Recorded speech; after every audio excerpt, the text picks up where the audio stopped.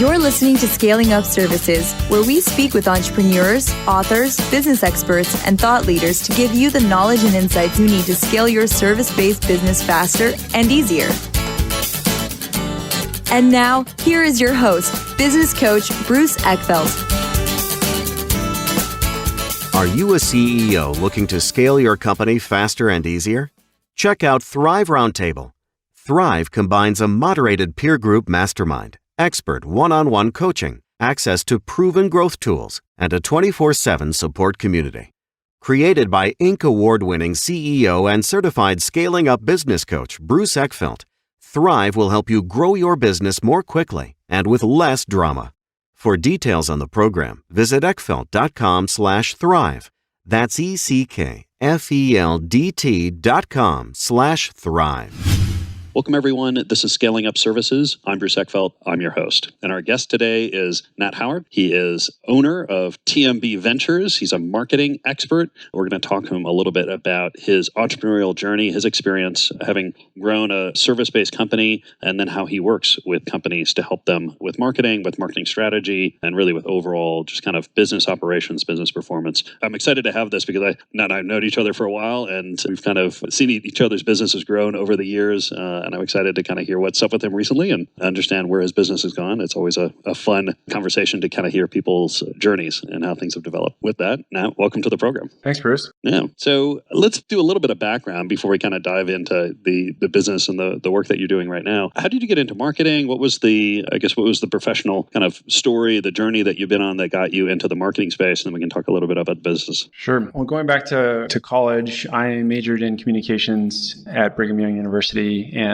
there you choose a track, and my track or emphasis was public relations. I also took Econ 101 or 110 for a general ed and loved it and decided to do the major just because I was so fascinated with it, and had heard from a handful of people that the business minor was super easy and very valuable for people doing PR. So I did the business minor as well. And so I was interested in those things. And actually, one of the classes I took my last semester was like the Intro to Finance class. And I remember taking it and thinking, oh my gosh, if I had found this when I was a freshman, I probably would have been a finance major.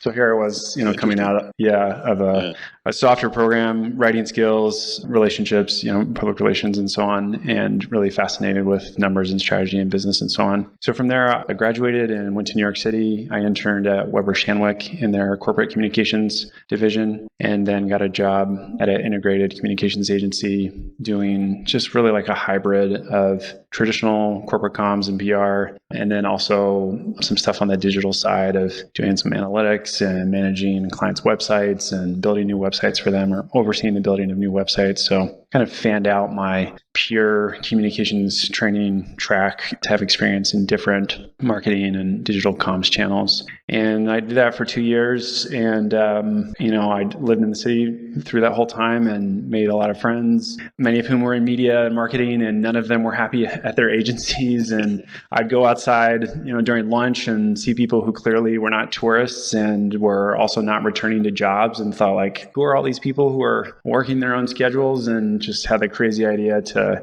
venture out on my own. So I did that, and now 8 years or almost 8 years later, I'm still self-employed. Yeah, and I'm always curious to hear what was, having made the decision to go out on your own, what was the thing that surprised you the most, or the biggest challenge you ran into that you didn't expect? I'm sure if I had thought for a second that this would be a challenge before I started, then I would have recognized it was a challenge. I was still 2 years out of school, pretty high-minded and kind of confident in myself. And I really thought that I could just come out swinging and say, I'm a one-man McKinsey shop, and that people would recognize my brilliance and my academic background and my smarts and hire me to solve their problems and reward me handsomely for it. And I found out, quickly that people have more immediate concerns, and they are not really impressed by your academic background, especially when they're concerned about making money. They really just kind of want something off the shelf that has a proven track record, and where you can just make a clear pitch and say, this is how much it costs, and this is the impact, and this is how much money you're going to make, and here's all the times that we've done it. And so it honestly took me several months to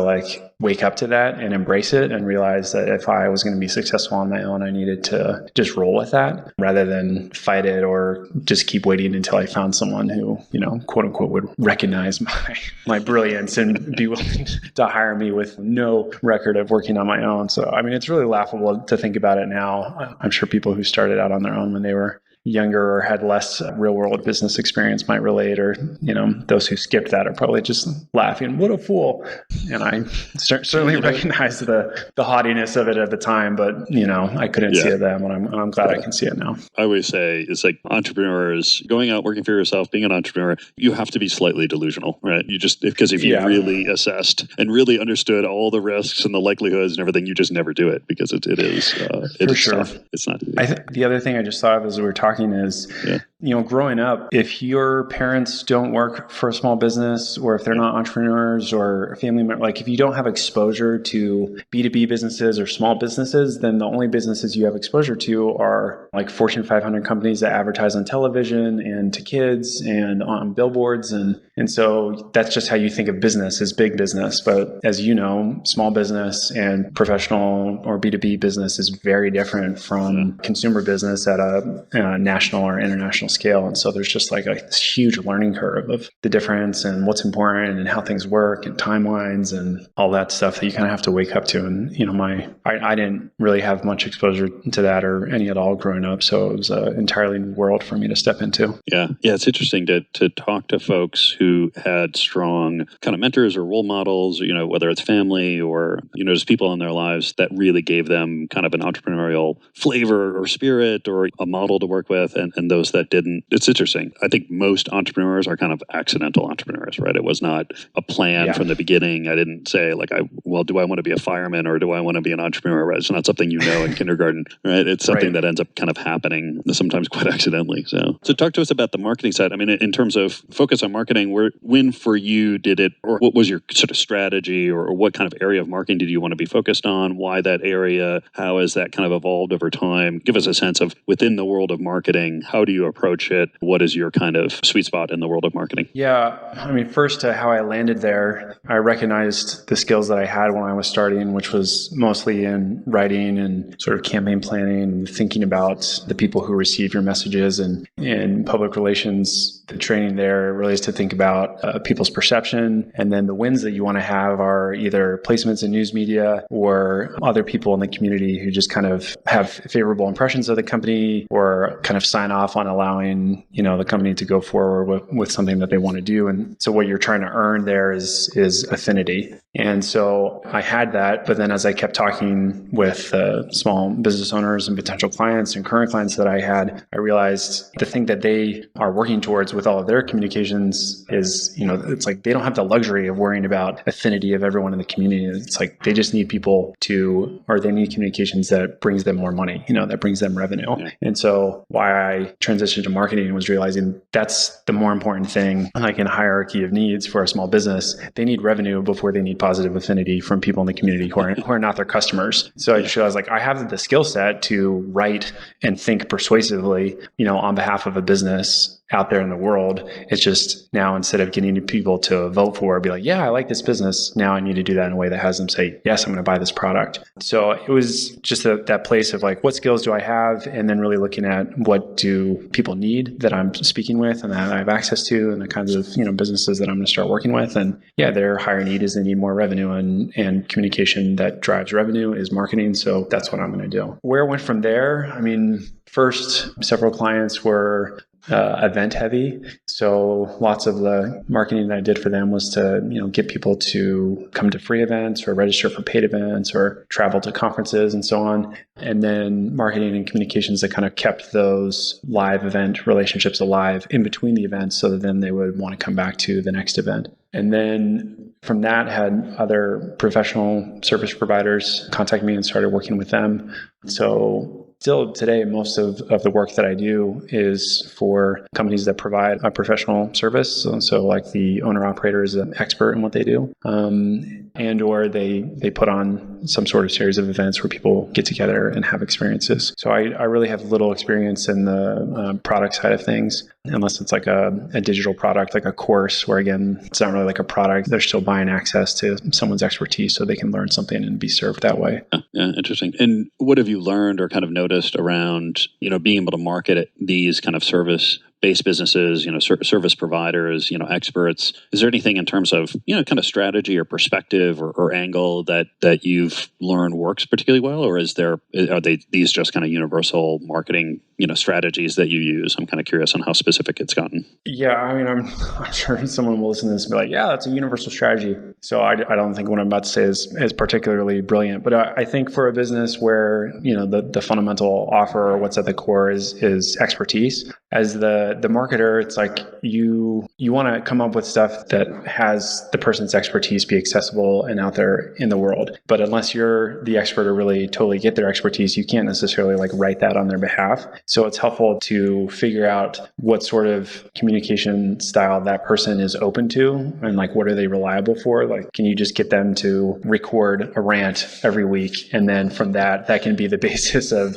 something that's coming up. Or are they happy to write? Is it they are just so in their work and only like once a year they can come up and publish something? So it's like finding which sort of communication channel and then on what frequency you can expect to draw new stuff and new ideas from this expert, and then find the way to package that in a way that's accessible and useful to the audience. So I think of it that way because I think that for working with an expert or professional service, the relationship is really important. The buyers, it's helpful for them to have a sense of this particular expert's flavor in, carrying out their expertise in this channel. Yeah. And there are several experts that I could choose to work from or to hire. Is this one the one that I want to work with? So some sense of their personality and their values has got to get out there, which you can tell through stories and, the things that they're thinking about of where their industry is at right now or where it's going. So you've got to get that stuff out to allow the people to have the sense that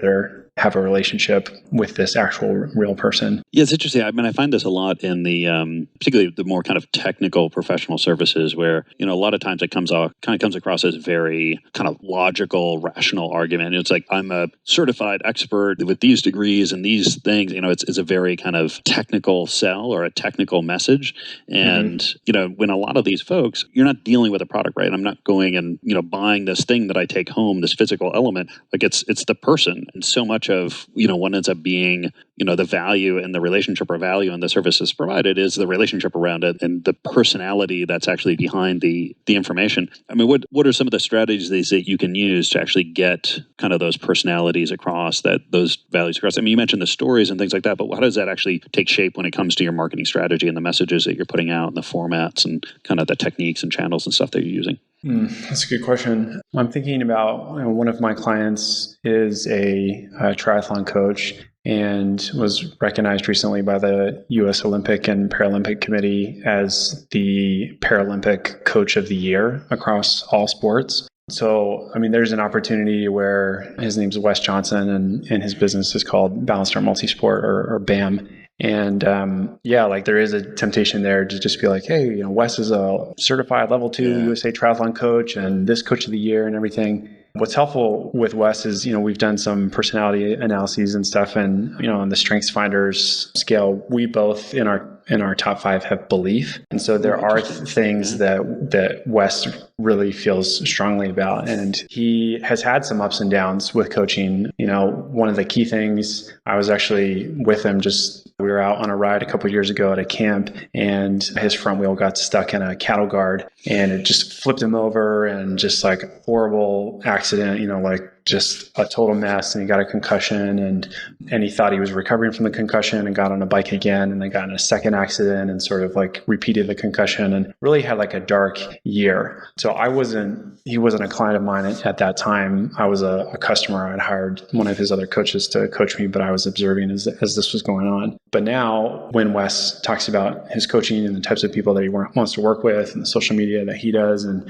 in our marketing, there's always an opportunity to talk about how in every challenge is an opportunity and an opportunity to learn something, an opportunity to triumph, an opportunity to grow. And all of that, often comes back to him having a concussion and the depression that ensued and what got him out of it, which was when he decided to start looking for the opportunities and the challenge that he had at that moment. So, I mean, in there, it's like you have the background of his expertise, you know that he's on the court because he's actually riding, you have a story, like a narrative that you can connect with, you have sort of like a basic hero's journey, but then you also have this value of it doesn't matter how hard things get, it's important to be optimistic and it's important to look for what you can learn, so the value of learning. So, I mean, strategies to find, what are those values? I really think, there's tons of personality analyses out there, strength analyses and stuff. I think you've got to do the hard work to find out what are the things that this person really cares about. Like when we talk about what's their flavor, like what is it actually? And then the way that you communicate those is you tell stories that prove that that is a value versus something else, or you contrast that value with another option and say, we're all in this situation, or you could be in this situation and you could do this, or you could do that. And if you work with us, we're going to do A because this and this and this and this. If you'd rather do B, go somewhere else. It's not quite that. It's not, that's sort of like the meta structure for how you're trying to communicate, right? And you don't necessarily, some people, if part of their style is being super abrasive and to the point and abrupt, then you might say it that way. For others that are softer, you can still say the same thing, but in a way that's like loving and respectful. Lets people feel like they have the choice and it's fine, whatever they choose. So I think really identifying those values and then putting those values out or articulating them in stories and then contrasting those values versus other options. And it's not like a good, bad, right, wrong. It's just like you could do this or you could do that. And it's really up to you. If you're here with us, this is the road we're going to take. If you want the other road, all the best. Yeah, exactly. I find it so often that particularly service companies, they reach, maybe a couple million in revenue by just being really good at something and they've got a good roster of clients, but then they want to start scaling and they end up in this position where they kind of do everything for everybody and they haven't really articulated their core offering and who their core customer is. And without that, it's just so hard to think of really kind of scale a business, both strategically and operationally. But I'm curious on the customer side, how much do you work with your clients and what's the process that you use to kind of help them identify who really their customer is, whether you call it a target or a persona or, just deciding that, hey, look, we're not trying to do everything for everybody. We're trying to do these specific things for this type of person. How have you approached that kind of that conversation and that process for helping a client figure out who that is? Yeah, starting with kind of all the stuff that we've been talking about, it's really important to me to get to know my clients really well so that I am super clear on what they value. And instead of like, what do you value? And they tick off 7 things and I just believe it. It's like, that's going to lead me astray because it's probably not the truth unless I know that they've, not that they're lying, but it's just like it's hard work to find out what you really value. So you got to do all that. And then the next place to go then, I love looking at the data of who is coming in, how things have been pitched before. Big fan of surveys, even like this week with BAM, with coronavirus happening, obviously in the world of sports and races and stuff, lots of things have been rescheduled. And BAM puts on training camps. We had one in March and one in April, and, we had to cancel both of those.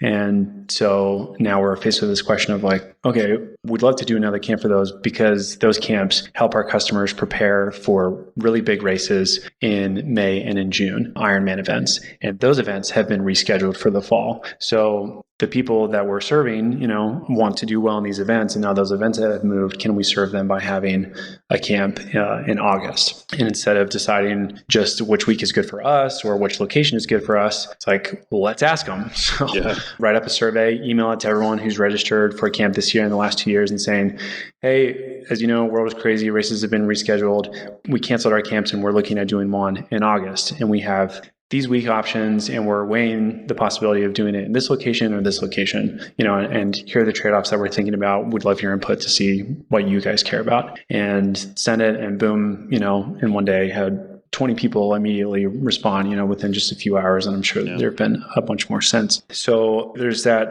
starting with values and then looking at who are of all the available buyers, which ones have values that align with that. And then, as much interaction with customers, surveys, feedback, or presenting them with the option to buy one of 2 things and seeing which ones they take and having that be your survey. So I'm not sure if that's totally getting to the answer of the question that you had, but I think it's a step in the right direction. Yeah, no, I think it's really important as companies figure out, or as they decide they want to scale, like they really want to kind of grow the business. It's so much easier if you've had those discussions, if you've answered those questions, if you've really identified who specifically you're trying to talk to, what kind of service offering you're providing them. Because otherwise it's just so watered down, or it's so generic that it's hard. And it doesn't mean you're not going to do business with other folks.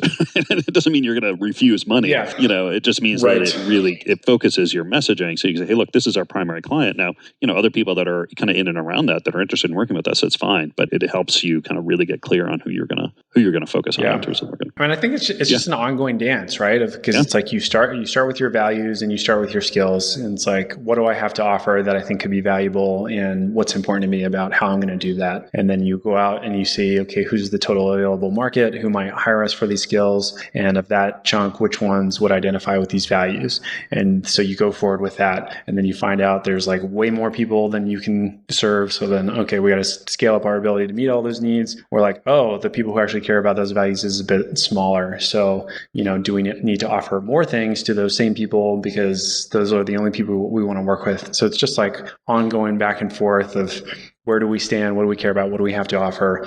What does the market care about? And who are we actually connecting with? And it's just back and forth and back and forth and back and forth. And it's evolving too. I think, over time when you start a business, I think a lot of us entrepreneurs identify with this of like, our first thing is, I want freedom, and so that's your number one value. And you only want customers who value their liberty too. And then over time, you're like, I mean, freedom is cool, but I want to make more money. And so like that kind of thing shifts, and you realize like, I mean, freedom is good, but unless I can do something with it, like who cares, exactly. So like you evolve, and then obviously, the marketplace and people who are out there evolve. And so it's just a dance, Yeah. And I like that idea. I mean, I think so much of this is, learning and evolving, and, it goes the other way. Like you said, you're communicating out, you're trying to get people to buy, you're trying to communicate and message out, but then you end up learning something, and that, you have information like flowing back to you, and that, you can incorporate that and process that, put that into your strategy, identify opportunities, and then reposition yourself and, try things and experiment. Tell me a little bit about the kind of the marketing to sales relationship and how you typically kind of strategically set it up, how you get involved, how your customers get involved in terms of effective marketing, builds awareness, gets the message out there, drives demand, creates kind of qualified leads at some level. But like, how do you kind of draw the line, or how do you work with customers to figure out, once you've got kind of that interest and that demand, how do you work out the sales process? Are you developing those strategies? Are you partnering with clients? Do you partner with other folks? Like, how do you actually get it down to, okay, now have paying clients and repeat customers and long-term relationships? Like, what does that funnel, or what does that process look like for you? Yeah, for me, I take it on a case-by-case basis, or I just look at it client by client, depending on their strengths with sales. One of my clients does training for public relations professionals. He helps them improve their writing and just the way that they interact with journalists and go about, pitching their clients or the companies that they work for to get, more hits in media and so on. And there's sort of two buckets of sales for him. And one of them is his speaking and live trainings. And I have nothing to do with that. And then he has a membership program where he gives 2 live webinars a month to everyone who's on this. And most of my marketing revolves around that. And there's just 2 sales opportunities a year. So in his particular case, like, he's pretty good at selling, and he knows it's primarily his job to come up with, a great introductory sales webinar, that lets people know about the opportunity. And I work with them, and, we kind of go back and forth on what should like the bonus be. And, for people who sign up in the webinar, people who sign up in the limited period after. And so, we kind of support each other there. But my measurement in that case is more, am I generating leads and having all the systems be successful with no open holes or leaky holes as we generate leads through the rest of the year. So that's just however much responsibility he's taken, and I fill it in and support him. With this triathlon coaching business, it's kind of similar. Like, there are different sales groups, and I have nothing to do with actually closing individuals for individual coaching relationships, but I do look at how many coached athletes are there on a yearly basis, and how long do people stick with those coaches. It's just sort of an overall reflection of everything that we're doing. And then there are, this coaching business has a gym where people pay for memberships.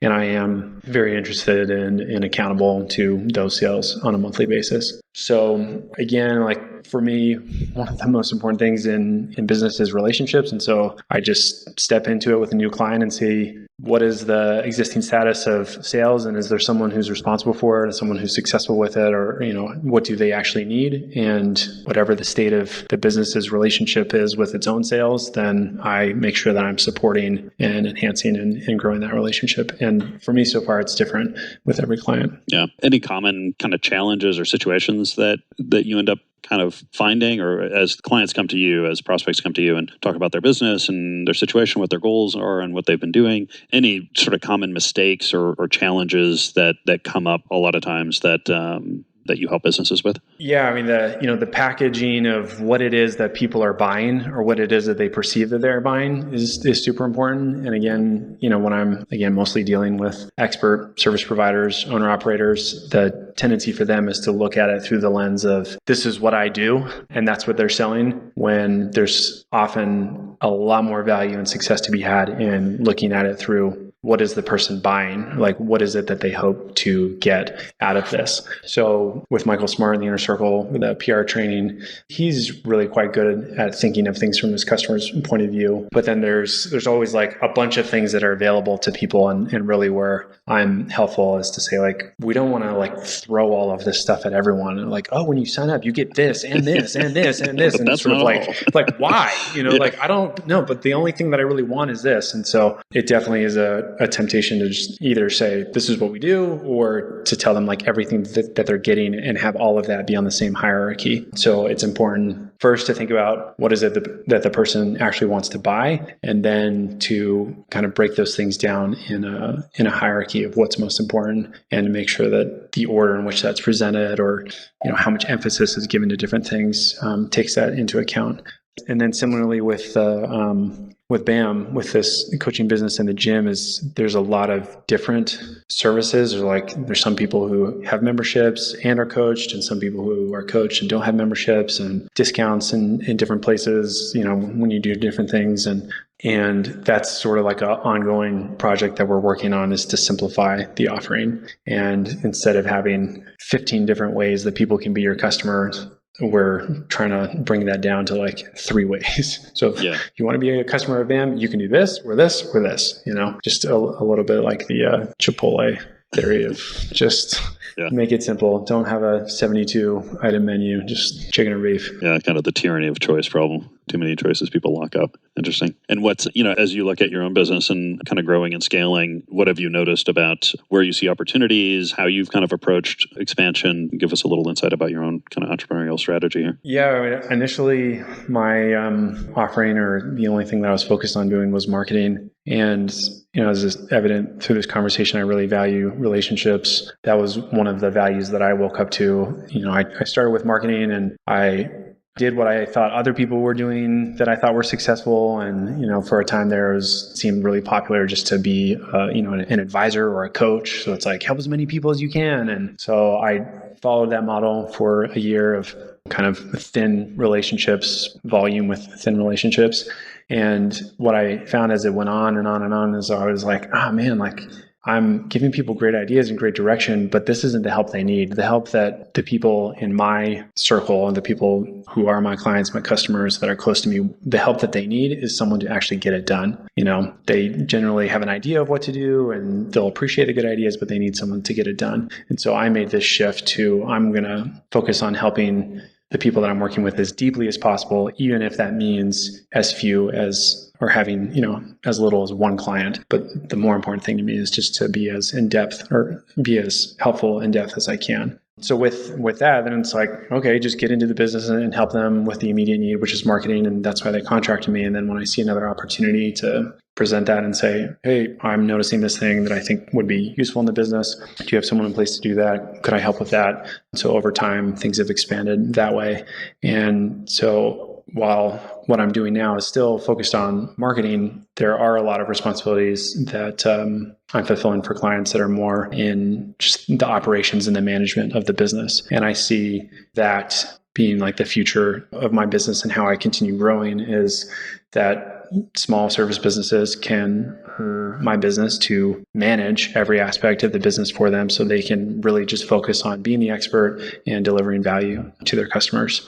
So while initially it's like, I can take care of the marketing and you have to take care of everything else. Now it's, I can take care of the marketing and can take care of the management and can take care of accounting and contracts and the technology stack and anything, that allows them to focus on the actual service or the expertise that they provide are things that over time I see my business providing and taking care of for my clients. Yeah. I can't tell you the number of experts who have gone off on their own and then realizes they hate owning a business. They just want to do what they do. They love doing their work and they hate running the business. And so I think you're, particularly for these kind of higher end experts who, it's intense. Like they're really good at what they do. They just want to do more of that. And if they can find people to help them increase the percentage of time they're doing that and less on the business, I think it's probably a good strategy. Yeah. I have compassion for that. My family is full of fairly strong, fairly smart personalities, and we also generally don't like to get told what to do. I think that was one of my challenges, being in the corporate world and being at an agency, was taking instructions from people that I felt like were, my level peers or not someone where I was like, wow, I really look up to your expertise. And definitely there's some, still some pride there. But I recognize there are a lot of people like that, and I would love to see them succeed. The joke that I say about a lot of my clients is like, they succeeded in spite of themselves, for a long time. And so if they can have a semi-successful business with no one running the business as a business, then just imagine when they have the support of someone who allows them to be them and be the expert and not be their boss, but have a sort of peer-to-peer trusted relationship where it's like, listen, I got the management part of your business or the business part of your business, and you're going to be the expert. Be the rock star. Yeah.